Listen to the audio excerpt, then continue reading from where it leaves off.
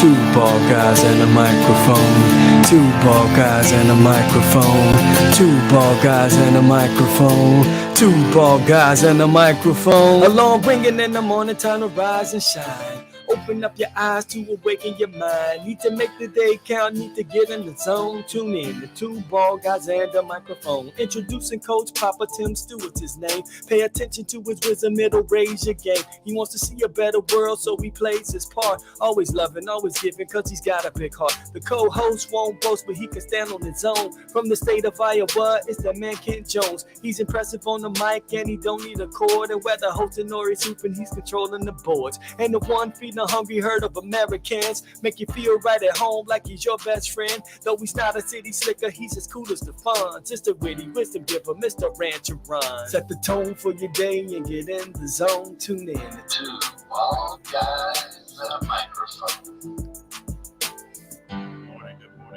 Of course, Two Bald Guys and a Microphone, brought to you through the financial support of our good friends over at Natural Therapy Wellness Center, www.mchenrymassage.com, 815-385-8190. If you're stressed, they can help you be less. Oh, they can. Nothing like good Thanksgiving massage. Amen. Amen. Good morning, Coach Papa here, and special guest in studio, Tom Ziglar. Good morning, Tom. Yay, thanks for having me. You're welcome. Thank you for taking the time. You know, you and I are together every Monday morning at 7 o'clock anyway, so hey, what the heck, let's get up a little early. That's right. So today we're featuring See You at the Top. I don't know if I get that close enough, but written by Zig Ziglar. Do you remember what year that was written, Tom? I believe it came out in 1974. So when I graduated high school in 1973. So Zig has kind of been my mentor in this world for a long time. But before we get into that, They got you out of the one-room schoolhouse in 73. That's good. You say that in jest, but in 8th grade, we went through the same building from kindergarten through 12th grade. In 8th grade, we had 24 students. In freshman year, we had 31 because of all the kids who came in from the one-room schoolhouses from the sandhills of western Nebraska. Oh, boy. I don't know. So, yeah, I did grow up in that era of one-room schoolhouses. And I graduated 5th in my high school class. I didn't make the top 30%. It was how was your weekend? It was a good weekend, busy weekend with basketball, just watching it, enjoying it, and then got to go out, spend some time with Scott Giles from the grounds, the show from the grounds, as we traveled out to Galena to work on a house out there. So Very it nice. was fun. How about you? Tournaments. James, my junior grandson, is starting for the Wilmot High School team. Yeah. So that was fun. He had 3 scrimmage games. They didn't keep score or count fouls. The score problem didn't bother me, but the foul thing at the end of the matches got kind of just go crazy. Kind of interesting. So, Tom, how was your weekend? What did you do down in the great state of Texas?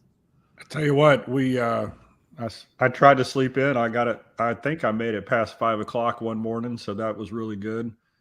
And yesterday, spent all day with my daughter and son-in-law, setting up some Christmas decorations, and golly, can you believe it's Christmas already? No kidding. Well, now Thanksgiving is just this Thursday, and my daughter has graciously offered to host Thanksgiving this year, but at our house. You know what? They did the same to us. So there you go.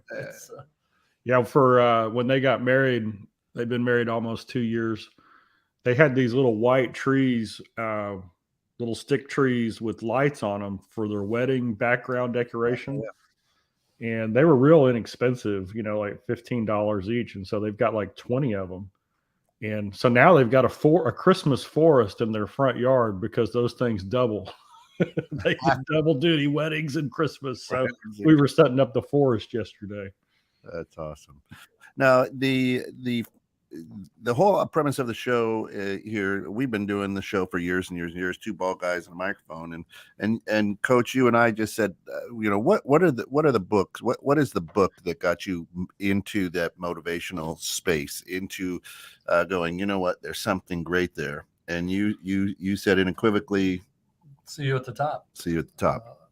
So So what we wanted to do, and this is like part 3, we really wanted to just kind of continue to talk about the book, some of the key topics in the book and whatnot. And then because of your relationship with the Ziglar Foundation and Tom, he's so graciously joining us here to talk a little bit about the book and about the Ziglar Corporation, all that good stuff. So the book wasn't first. The cassette tape was first. Oh, the now, cassettes. Cassette tape, for those of you who aren't sure, it's Yeah. a little rectangle shaped thing that you would plug into your car or a Walkman. But we were headed up to Minneapolis, Minnesota for a presentation for Shackley Corporation, and Zig was the featured speaker up there. And I'm laying in the back of the station wagon. There were 6 or 7 of us in this car, so I was comfortable, all snuggled in the back. And somebody said, "Do you mind if we put on a tape?" Well, I'm from Nebraska, and I like 2 types of music, either country or western. That's it. And I'm like, "Oh, great, it's going to be Deep Purple or something like that." Sure. But I'll just cover my head and relax. And next thing I heard was this soft Southern baritone speaking gentleman, and everybody else is oohing and on to what he's saying, and I'm thinking, man, this guy's getting paid for doing this. I said, I got to figure this out. And I leaned in real hard. And when we got up there, he obviously had his book, See at the Top, out. This was 1978 or 79. I want to say 79. So let me ask you a question. Sure. What time of year was that? Was that like in the spring? It seems like it was late winter, maybe possibly early spring, like February, March time frame. You know what? I was there. Oh, yeah. Yeah, because that was like my first introduction to the crazy world of networking, because the one that I went to was at a ski resort, cross-country ski resort, golf course place. Does that sound familiar? Yeah, that sounds very familiar. And they had a parade on Saturday, and they put Dad in the top of sitting on a Cadillac convertible, and we're driving down through this little parade, and it's like 35 degrees outside, and everybody's happy except for me. I'm sitting in this car freezing. And I'm thinking, what's going on with these people? What is wrong? Yeah.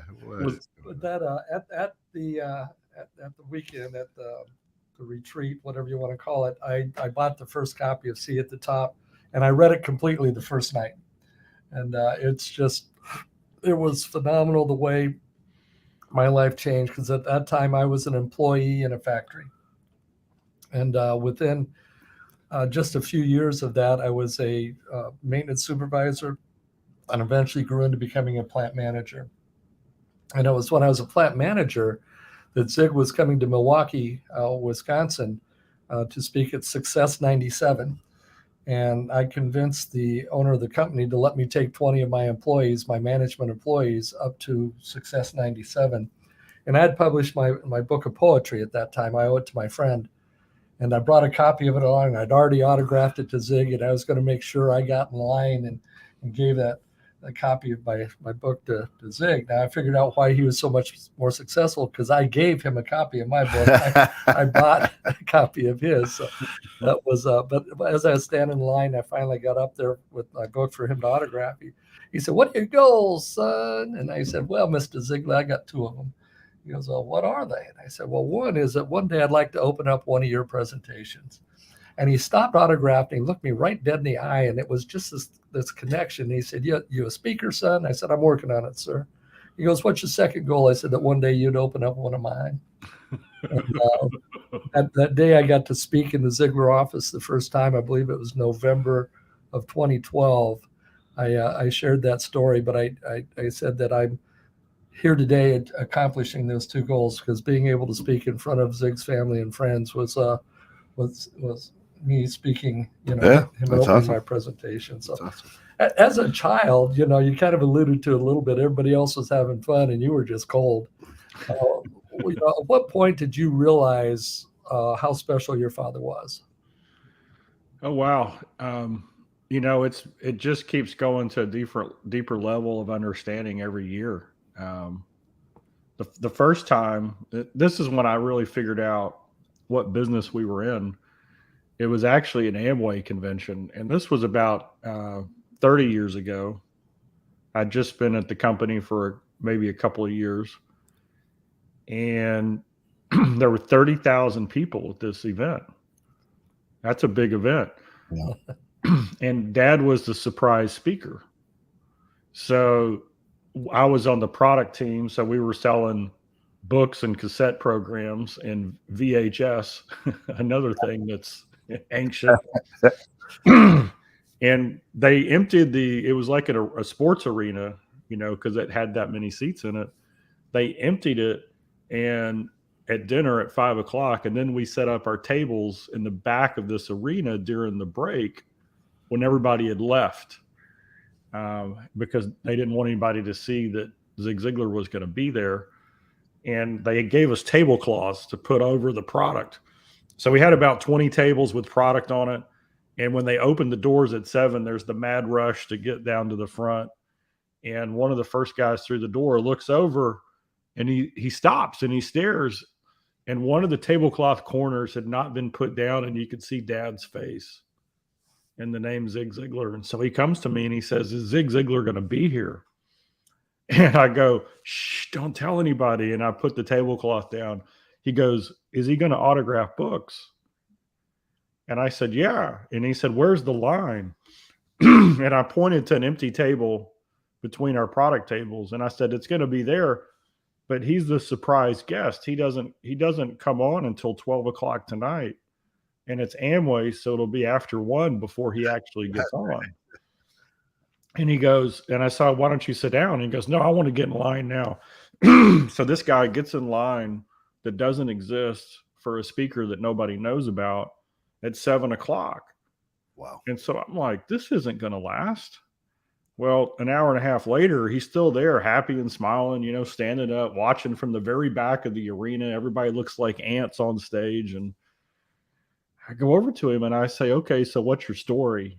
And he says, "Well, I moved to America from Central America, and I moved in with my brother in Chicago. And after I'd been there for 3 weeks, I went to my brother and I said, if I'm going to be successful in America, I need to learn English. How should I learn English?"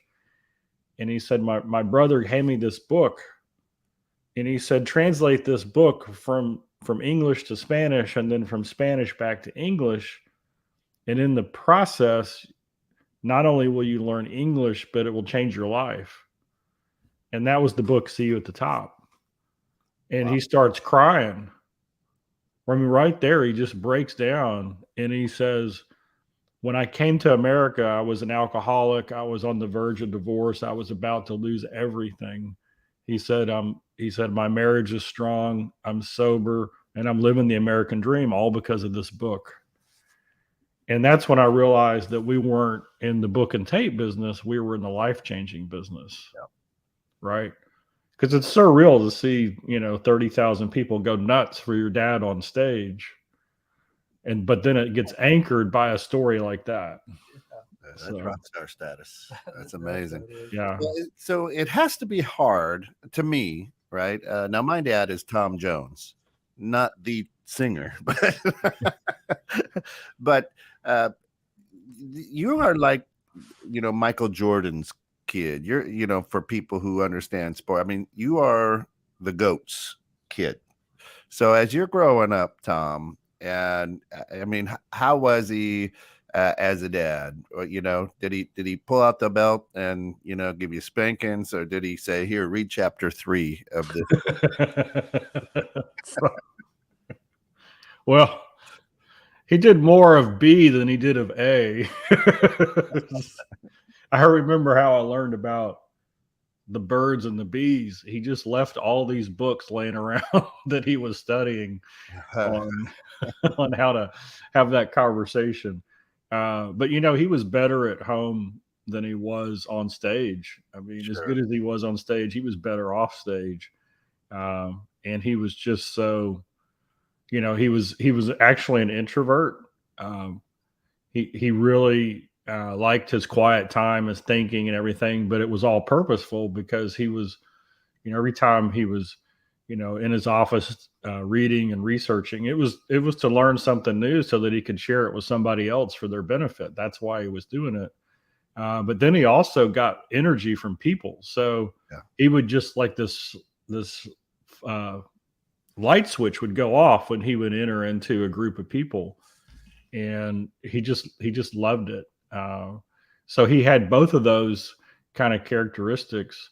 I can remember, coming into the company, and I never wanted to speak. That was just not my deal. I was kind of the operations guy. Yeah. I've been the president for 30 years now. Wow. And so when I started speaking about 13 years ago, that was really, really hard because I'm an introvert. And I always thought, why would you ever want me to speak? I mean, we got the greatest speaker who ever walked the planet. That's right. There. And so the first times I did it, the speech went well, but man, my gut was in turmoil. Right. It's kind of like, Jack Nicklaus's kid trying to get his PGA Tour card. It's like, what's the deal? And I did it 2 or 3 times, and it was terrible from an anxiety, stomach turning thing. And then, so I'll do this from time to time. I'll sit myself in the corner and have a conversation. And so I said, what's going on?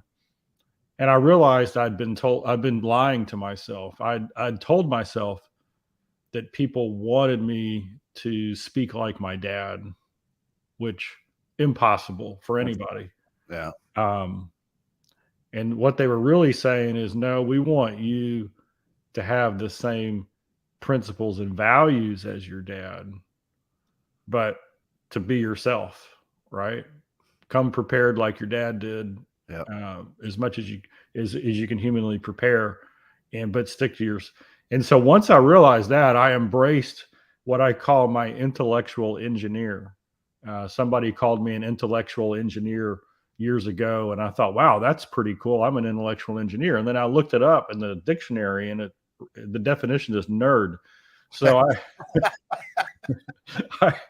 I embrace my nerd on stage. And then I finally remember what Dad had told me and my sisters.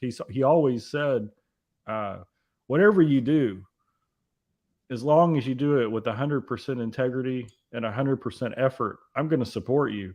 So he had never put the burden on, hey, you need to be a speaker, or you need to be a sales professional, or you need to do this. It was always integrity and effort that he cared about. And that really took the pressure off. But it also, it was the right kind of pressure, right? It was be yourself, but live these values or these virtues. And so that was good. Yeah.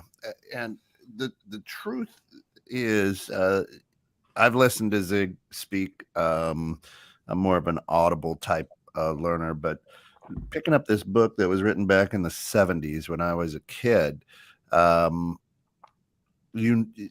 everything that you guys do is in the people, changing people, making a difference in people, because it's timeless. I mean, as I read, see you at the top, I'm going through things that are happening today in 2022, almost 2023, and it makes perfect sense to my life, my leadership, my path, and it is amazing the ability that you, your dad, the Ziglar Corporation has on being able to connect that way. And I was just thinking about it too, to your point, is somebody could pick this book up over in Germany, over in, Korea, wherever in the world, in Brazil, and it would just connect, because it's incredible.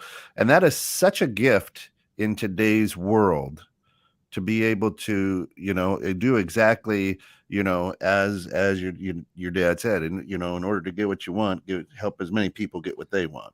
Right. I probably butchered that, but yeah. If you'll just help enough other people get what they want in this world, you'll automatically get what you want in this world. And it was that automatically part that I liked. Yeah. So, it kicks in. And it's fun here lately. I've been seeing that happen more and more and more often. Just you serve enough people, and eventually you will be served. So go ahead, Tom.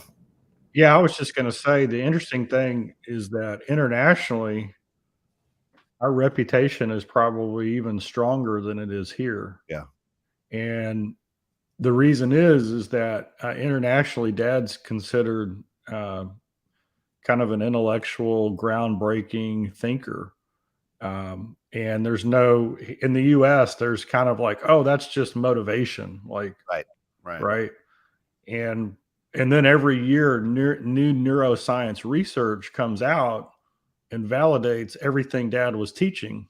Right. So it's kind of cool, and I sit there, just motivation. So at halftime during the Ohio State game, if they're down by 2 touchdowns, does the coach get on the board and do X's and O's, or does he fire them up and remind them that, you know what, we've prepared for this. We do, we've earned this. We've just got to go out and take what, and claim what's ours. And so it's really weird how here, oh, that's just motivation. Yeah, well, motivation kind of starts everything. So Dad's been validated and vindicated through the years in that here in the States. And that's really cool, especially being an intellectual engineer, seeing neuroscientists say, you're right on. Yeah. Right. Well, as I believe you're aware, I'm working with a program right now called Combat Brain Training, which is applied neuroplasticity. And as more of this training I go through, the more I go back to the things I learned from Zig, from his stories, from getting cooked in the squat to, the little man in the Sahara, and, stories I'm sure that are indelibly printed on your mind. But these stories, and understanding that when we can change our subconscious thinking, we can change our life. And he started, get a checkup from the neck up. I mean, I'll never forget the first time I heard him say that. And then I probably had the same impact the 10,000th time I heard him say that. Even today, so many years later, I still need a checkup from the neck up, on a regular basis. It can't be a once a year thing. It's got to be a constant evolution. That is, am I doing everything I'm supposed to be doing? The other day we were at Costco, and I noticed an older gentleman was walking with a cart full of groceries, but he was walking towards the store, not away from it. And I thought, gosh, there's something out of place here. So I walked over to him. I said, sir, are you having trouble finding your car? And he goes, yes, I am. Do you have a key fob that you push to lock or unlock it? Maybe we can hear it honk. And reached in his pocket, not knowing, who I was, and handed me the keys to his car. Right. And I pushed the button, but nothing honked. I pushed all the buttons and nothing honked. And I said, well, that's clearly not working. Can you tell me what kind of car it is? We'll find it. And he said it was a white Hyundai, and it has an AM on the license plate. Well, I found it one row over, and I came over and got him. He goes, thank you. Someday I hope I can help you out. And I'm like, that was a special moment for me. We walk in the store, we do our shopping, we're coming back out, and the little Costco worker with the self-driving cart collector is bringing carts in, and he's bringing there's got to be 50 carts in this thing, and he's scooting along. But there's another door coming in this way as he's going across this way, and there's a lady walking with a baby in a shopping cart on her cell phone. And if she doesn't stop, she's going to walk right in front of this guy with the carts. And I just screamed. I'm like, watch out. And she stopped literally inches in front of that. And I looked at it and I said, what a blessing to have that mindset. That all started with, Zig Ziglar. Yeah. And it changed, because I got to tell you, I probably wasn't the kindest person in the world when I first. Yeah. Well, think about, Dad used to say that coincidence is just God's way of staying anonymous.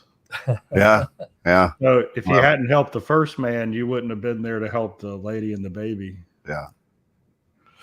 So in this book, See You at the Top, self-image is a big point of that. And today more than ever, it seems like a lot of people, and I speak of a lot of people in America because I've never been out of America. So that's when I say a lot of people struggle with that self-image. Who am I? Who am I supposed to be?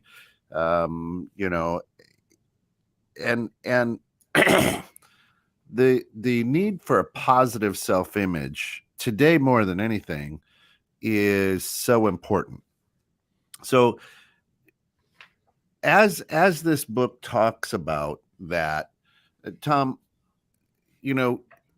tell me a quick story perhaps of how your dad helped you or your friends, maybe even your friends who came over during high school to play Dungeons and Dragons or whatever the case may be, and how he helped them with their self-image and having that positive self-image. Yeah, Dad said the number one cause of a poor self-image is the lack of unconditional love. Wow. And that's the problem with our culture. Everything's conditional. Yeah. So I'm worthy because blank, rather than, hey, I just love you unconditionally. Yeah. So I remember when I was 16 and I wanted to earn a little extra money. And so I did what every 16-year-old did in the late 70s, which was I went down, early 80s, I went down to the mall to get a job at the Athlete's Foot selling athletic shoes. And they gave me this resume, or not a resume, job application to fill out. And I brought it home. And I'm 16 and I go to Dad and I go, Dad, they're never going to hire me. I have zero experience. Of course, wisdom has an advantage. They want to hire people with zero experience so they can pay them as little as possible in that retail shop. So, right.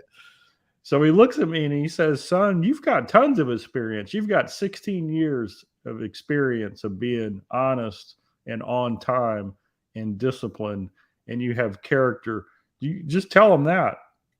So he goes down the whole list of attributes, right? And Dad was really, really strong on, we emphasize and validate, especially our kids, on all the character qualities they have control over. Yeah. Right. So you don't praise your kid for being so smart, because that's genetic, and unfortunately half the people lose the genetic lottery, right? Because I mean, if 50% are going to be below average when it comes to that, he says, but we all have control over our character and our virtues and the decisions we make. So don't praise them for being so smart and that's why they got an A. Praise them for how much they studied, which is a choice. Right.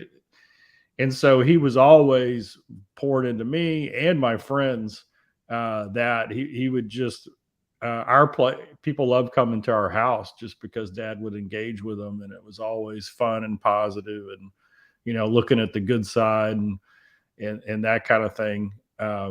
He always had that knack for that word of encouragement, not just on stage, but individually. Yeah. I watched him. He had kind of a do it now attitude before that even became a thing. I remember at an event, we were standing in the autograph line. I was kind of managing the autograph line, and it's like a 2-hour line usually. And somebody comes up and they're getting their autograph, and Dad's like, well, what's going on? And the guy says, gosh, I wish my uncle could have been here. He's why I'm here. He introduced me to you, changed my life, and he's in the hospital with going through cancer treatment. He couldn't be here. And do you mind signing this for him, or would you write him a little note? And Dad said to the guy, he said, do you have your cell phone? And the guy said, yeah. He said, well, let's call him right now. And that's just the way Dad was. Anything that he could do right now, he would do. Right. And so many of us miss that opportunity. We think, oh, I'm gonna write him a thank you note later. Dad would just get on the phone with him right then, right? And just tell him what's on his heart. So he had that conversation with that guy. It was only a minute, right? But what a difference in impact for that. And so that's the way he treated me and my friends all the time. It's right now, what is it that you need to hear or could lift you up? Yeah. My daughter brings a friend over. My daughter's a sophomore in college, brings a gentleman over, and good kid. And, so I'm sitting there, and they come up and into the living room and family room. I don't know, whichever room has the fireplace. I don't know. Anyway, the fireplace room. And this young man sits down, and I say, "Hey man, what's your story?" He goes, "Huh?" I said, "Well, what are your dreams?" I said, you're going to college for something. I mean, what's your dream? And he's an athlete, and he says, "Well, my dream is to play in the NBA." And I go, "Okay, that's exciting. What's your plan?" And he's like, "Huh?" And so I just sit there, and I chat with this young guy, for like the first conversation that I've had with him. But he, and as the conversation went on, he started to, you could see his posture and then the tonality in his voice. And the next day, my daughter, at dinner, she's like, "Dad, he was just amazed that you wanted to know about his dream and what it, and he goes, nobody's ever talked to him about his dream. And he just couldn't stop talking about this all day, and society will push back. Oh, NBA, well, only 10% of all division, Right. Everybody starts taking people's dreams away. And I leaned into those dreams with him. And it's from this book, again, that I go, oh, where's that positive self-image, and how do you help somebody get up that step by step? And this may have been the first conversation on this kid's dream. He's 19. So for 19 years, if this has been his dream, people have probably poo-pooed on him. Yeah. Instead of saying, "Hey, let's go get it. It's yours." Yeah. I'd tell you, I was just going to say, having a conversation like that, one of my favorite lines that Dad had is he said, "Never give a promise without a plan." Yeah. Wow. So if you promise somebody, "Hey, you can be anything you want to be," what's the plan? Yeah. And so let's just say that the odds are super stacked against anybody from being in the NBA. If you go all out 100%, all of those choices now that you make that allow you to be disciplined and excel and to move into your potential, those open new doors and new possibilities that you never would have had if you hadn't gone all in. Yeah. Right. And so it's like, it's people don't see it, but it's the principle of when you change where you are, right, through your thinking, then you have a whole new realm of possibilities that you can execute on and move towards that you wouldn't have had if you hadn't made that leap. So there's no downside to going all in. Yeah. On the flip side of that, my daughter was going to prom. She had 3 really close friends, and they've stayed friends all these years. They've been bridesmaids in each other's weddings or godmothers for each other's children. But she's going to her junior prom, and my wife is like, "You will be here for her to get ready for prom." But it was a National Guard weekend, and I was a company commander. So I had to call my battalion commander and say, "Sir, I've got an issue." And he said, "Well, get the unit down to Joliet, go home for your daughter's prom, and be back here, 4:00 in the morning, and get on with it." So I'm like, "All right." So we get down. I'm an infantry company commander. So we get down, we get the guys in position. We got our face all painted, all camo. We're out living the National Guard world. And it's time for me to go home. Well, I've got my weapon with me, and it's got to go home with me, which is actually a National Guard no-no, bringing your military weapon into your civilian vehicle, but there just wasn't an option. So I get home, and we had a smaller house in those days, and 4 girls getting ready for prom, and my wife and my 2 sons.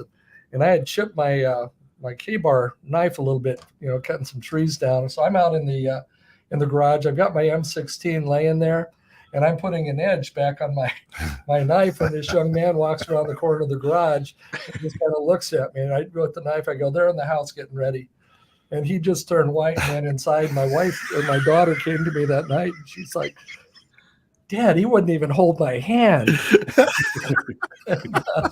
It's a totally unplanned, but at that same time, that young later became one of my mentees to this point in his life. He's probably 40. Well, she's 46. So That's great. he's 46. And I had the opportunity to coach his daughter a few years ago.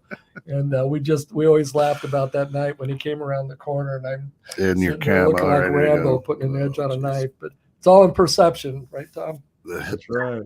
There we go. Now, I just want to mention to the world, we're a little bit past halfway through the show, that we are brought through the financial support of Nashville Wear Therapy and Wellness Center. McHenryMassage.com. If you got any stress kind of showing up in those necks, those shoulders, get in and see John and the team. Massage therapy, reflexology, acupuncture, Thai yoga massage.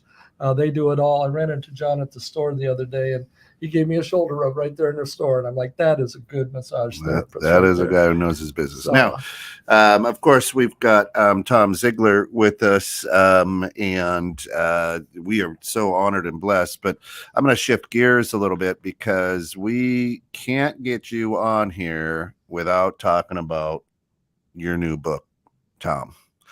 And it's out there. I got the website up there, Ziglar.com, I think, right, is what it is. Yep. And you've written a new book, and it's about leadership in difficult times. disruptive times. And I've read the book. I got the autograph copy. So if people want to grab a copy of your book, they can go where and find that, Tom? Yeah, you can get it anywhere. You can go to Amazon. Obviously, you can go to Ziglar.com. And if you go to Ziglar.com, you can get it autographed. Hey. So, Dad used to tell people, they'd say, "Can I get your autograph?" And he would laugh and he would say, "Well, you can take my autograph and $1.50 and get a cup of McDonald's of coffee, right? Get a cup of McDonald's coffee.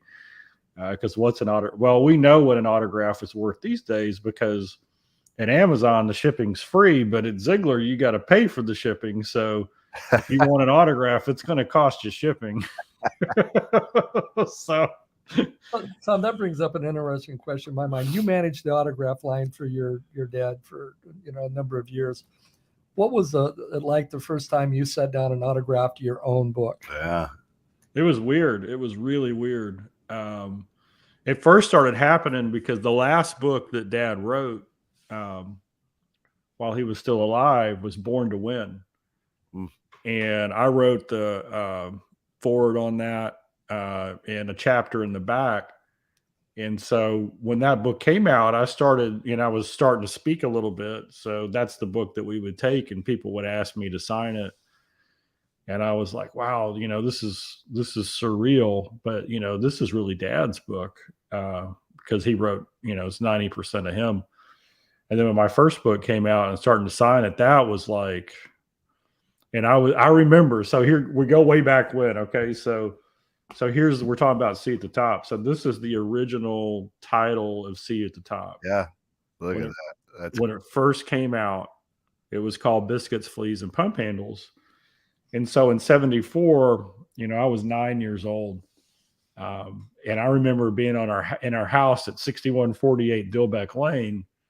And he had all these cases of books in the back, right? Because he didn't have a warehouse. He shipped them there, and he's signing them and putting them in an envelope or little box. And Mom is putting the label on, and they're going down to ship them. So now, guess what happens at our house? I've got my cases of books at home, and anytime somebody buys an autograph or buys a copy off of our website that they want autographed, it ships from my house, right? Because it's just more convenient. And so I signed that book, and every time that happens, I have this flashback. I remember when I was 9 and Dad was doing the same thing. And so my wife is, sometimes we'll have a little special or something, and there'll be 5 or 10 orders. And so I'll be autographing and signing. My wife will be putting them in the box or in the package and sealing it up and putting the label on. So generationally, that's a pretty cool thing. What are we doing tonight, honey? We're signing autographs and shipping books. Happy birthday. Happy birthday. I wish it took all night to do that, but usually it's all. Shayna, good morning. Shayna says, love the philosophy. It's such a simple yet profound truth. Thanks for the introduction. 216 in the morning. Here we go. All right. So your book, your new book, Leadership in a Disruptive Times. Give me a little bit of the philosophy behind that. That's kind of a dumb question because of the title of the book,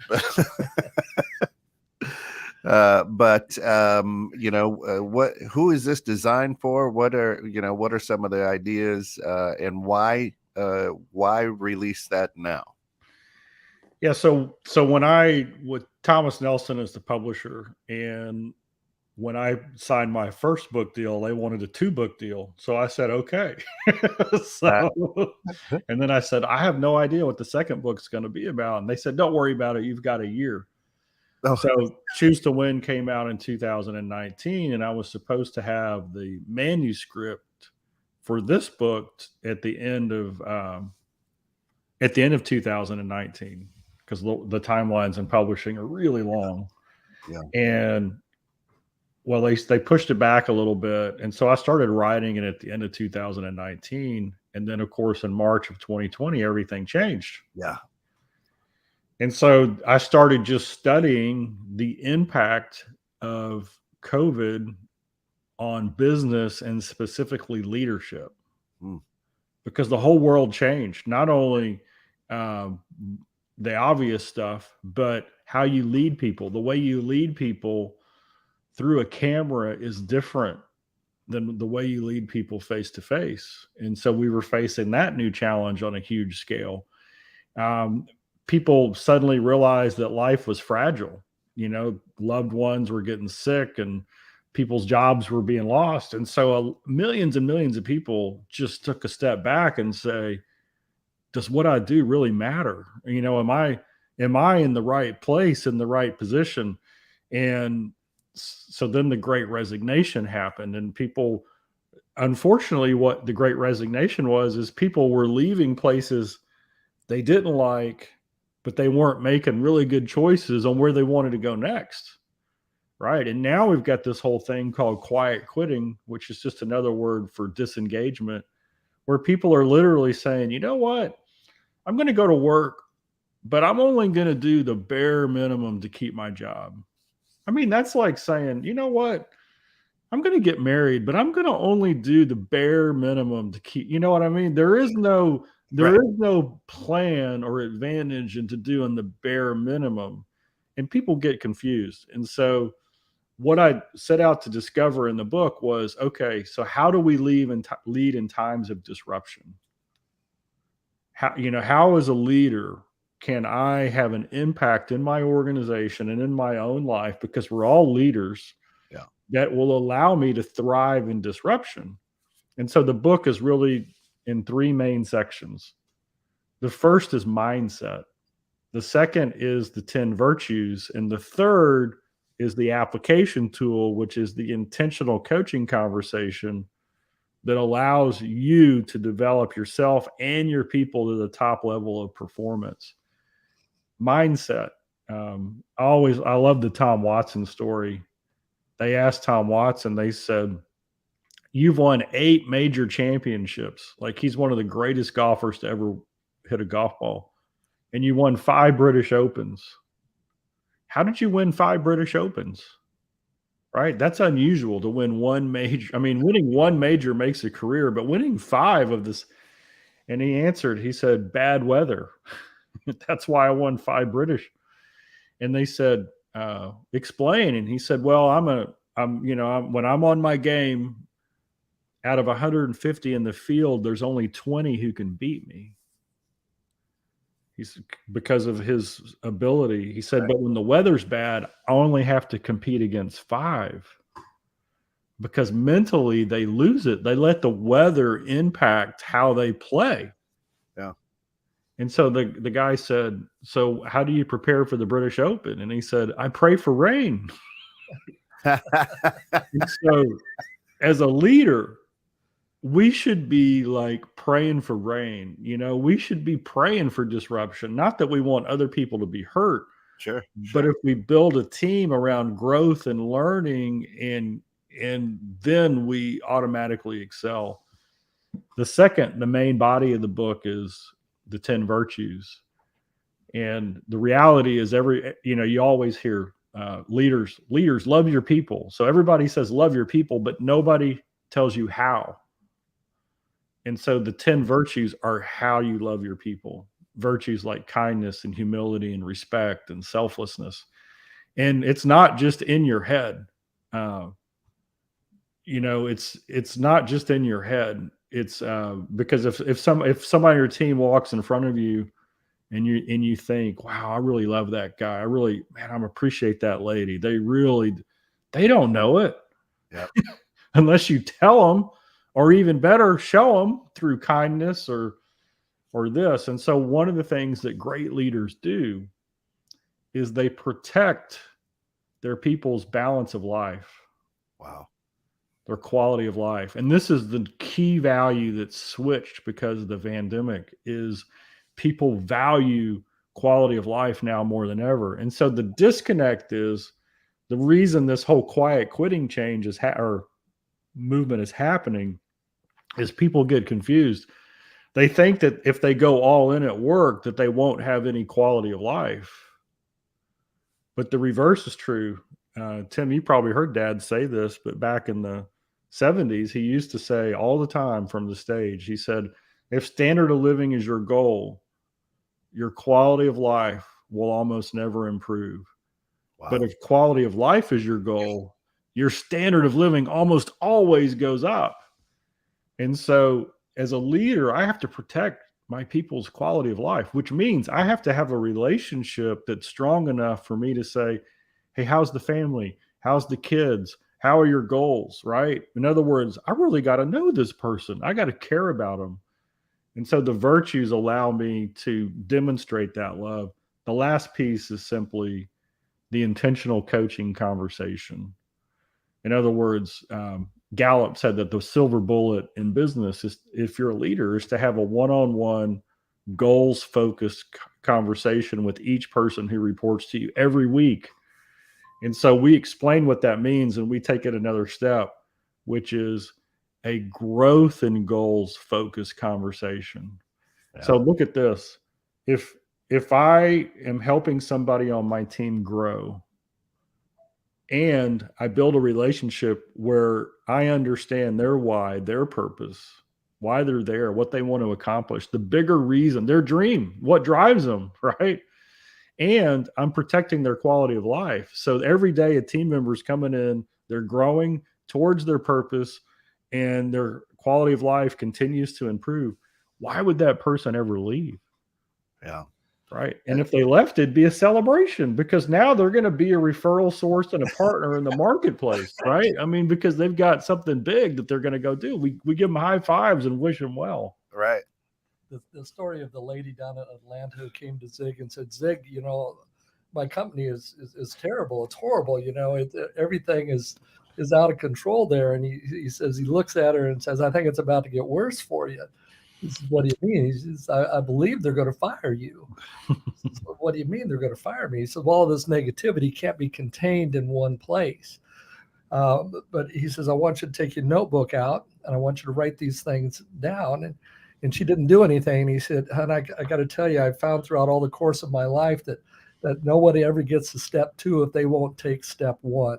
You got to take step 1. And so she got her notebook out, but all this anger, he says, I got to ask you, do you work for benevolent reasons or do they pay you?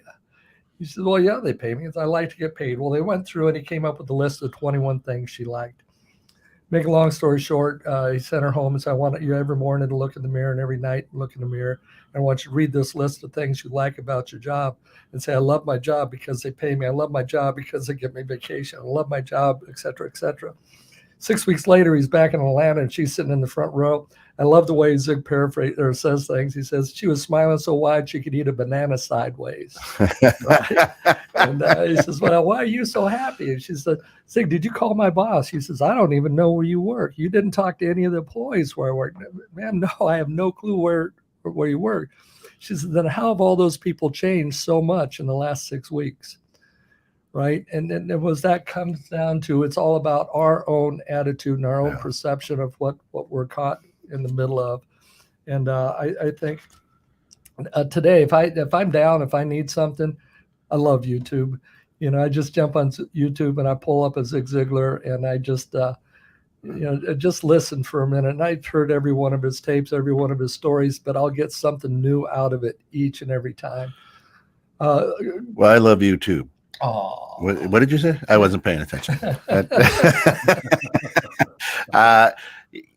Tom, here's and that disruptive leadership, or leadership during disruptive times, is what we do here at DDOE. I mean, the name of the corporation here is Daily Dose of Encouragement Enterprises, Inc., because we want people to be able to tune in at any given time during the day and just grab a dose of encouragement that says, hey, you may be having a tough day. You may be having a tough week. You may be sitting in, the emergency room with your kid.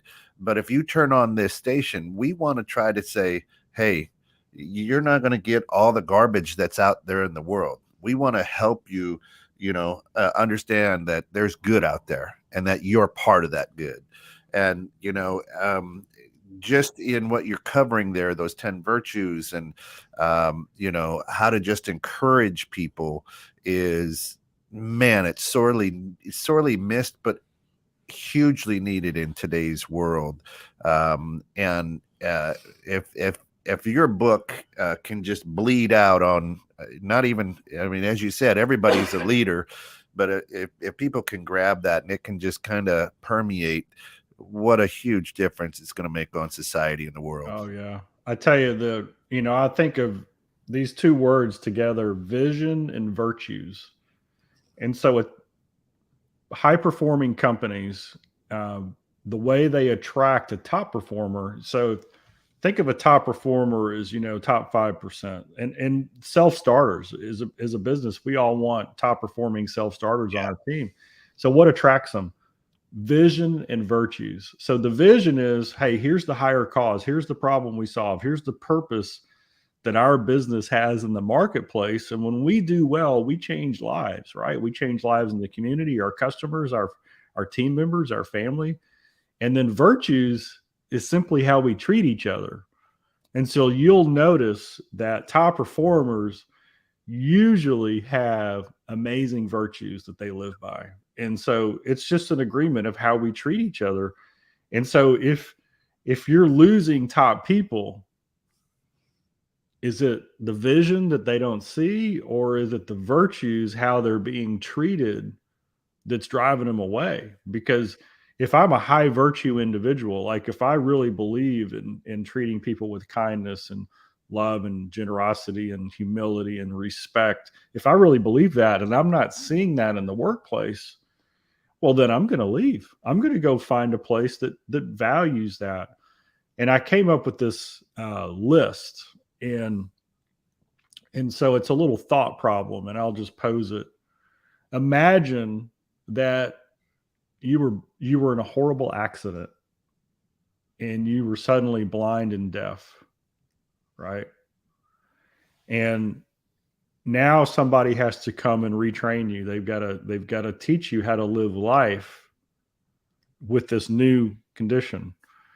And they gave you two lists, okay? And so the person who was going to come in and really help you to be successful in life with this new blind and deaf, the first list, this is what's on the list: race, ethnicity, religion, gender, political party. And on the other list was kindness, love, respect, humility, compassion. Which list do you care about? if you're blind and deaf? The second list. Wow. Yeah. Right. At the end of the day, what we really care about is how people treat us. Yep. Right. Because you can't, as blind and deaf, you wouldn't even be able to decipher any on that first list. Yeah. And that's one of the big challenges today is we got the wrong list out. Right. We're having discussions and arguments about the wrong list. Yep. And that's what the virtues is really about, is how do we treat each other. And when we start treating each other in the right way around the virtues, it changes everything. That's amazing. Watching my daughter coach has been amazing. Watching my daughter be a parent is amazing, but she uses what she calls the KLR test. Is what I'm about to do kind, loving, and respectful. If what I'm doing is not kind, loving, and respectful, why am I doing it? There's our next radio station, KLR. Welcome to KLR 101.4. Well, and 216 the net. I mean, that's where we come from. It's all about being, kind, loving, and respectful. No news on politics. We try to keep the weather out unless we're in a storm and we can help somebody. And we stay totally out of politics. So just taking those three things out helps us a lot to be that daily dose of encouragement. That's it. We're in the last 5 minutes here, Tom. 4 or 5 minutes. Yeah. And I'll see you again in about 15 minutes for the Ziglar Monday morning devotions. But what can you say to our audience that says, if you want to go out and make a difference today, what's one thing that you can do? Yeah, I mean, if Dad were alive, if he were sitting on this interview, he would be more excited than ever, because of millions of people have suddenly, they are deciphering what really matters all of a sudden, right? The great resignation and the quiet quitting and all that, you know what that really is? That's really a reset of people putting the things that matter most first: family, their health, their relationships. I was talking with a guy and he's like, he's made more money the last couple of years than ever. And the guy said, "Why do you think that is?" And I said, "Well, tell me his job." Well, he would travel 2 or 3 times a month internationally to make one sales call. So he's gone all the time. And now he does it on Zoom. And so now he's having 3 or 4 sales calls a day instead of 1 or 2 a week. And I said, so what you're really saying is that he's living at home. He's spending time at his beach house. He gets to exercise and eat around his own schedule. And that he's talking to and close with the people he loves the most on a daily basis. Is there any reason why do you think his brain's working better? I mean, come on. And so this whole priority shift, right? And so how do we go all in and keep balanced life? Well, it takes some energy to prioritize what's important. But I can tell you this, the number one concern of large businesses is the mental health and well-being of their people. And so huge corporations see the link. Well, if quality of life does equal quality of performance, what makes up quality of life? And suddenly we're having discussions about every area of life: mental, spiritual, physical, family, financial, personal, and career, which is what we've been teaching forever. Yeah. And so as soon as people start getting clarity on their dream for each one of those areas, and then they can start to build boundaries. Because one of the challenges today is, when does work begin and end, right? Do I answer the text at 5:30 in the morning and send off the last email at 11 o'clock at night? Because that's really been blurred. And so we've got to have boundaries that protect our quality of life, not because work is encroaching, it is, but because we're actually more effective in the work that we do because we protect our quality of life. And that's what I would tell people. Get a clear vision for what you want in your life. Make your quality of life your primary focus, and then the career aspect or whatever your economic engine, and that'll follow. And Dad would be thrilled with this right now because we're seeing it across the board. Well, the good news is your dad is here. I see him in you, having known your dad and know you. There's so much. You may not be the same speaker, but as you said, you've got the same heart and the same plan. Coming week, what do you got to go on? Anything exciting? You traveling out speaking? This week, Thanksgiving. That's it, man. I don't know what's better than that. There isn't. Listen, Tom, I know you're busy. I can't thank you enough for carving out some time this morning to spend with two bald guys and a microphone. And you are always welcome back here, sir, anytime. And anything that we can ever do to help support you, your cause, and the Ziglar Corporation, just let us know. We'll drop anything to help you out. So absolutely. Thank you so much. Good news having so many years ago, but on December 13th, I'm going to be the featured guest speaker for AbbVie here in the local area for the CEO, and all the key players for AbbVie. And that all started when I first read C at the top. I don't know how many years ago. So thank you. Love you, Tom. Love your dad and everybody involved. So. That's it. For all of us here at 21.6 The Net, thanks for getting caught in the net this morning. Stick around because we got a lot of stuff going on this week. It is time to get off the bench and get back in the game. My name is Coach Papa, and I do approve this message. God bless. Hang tight.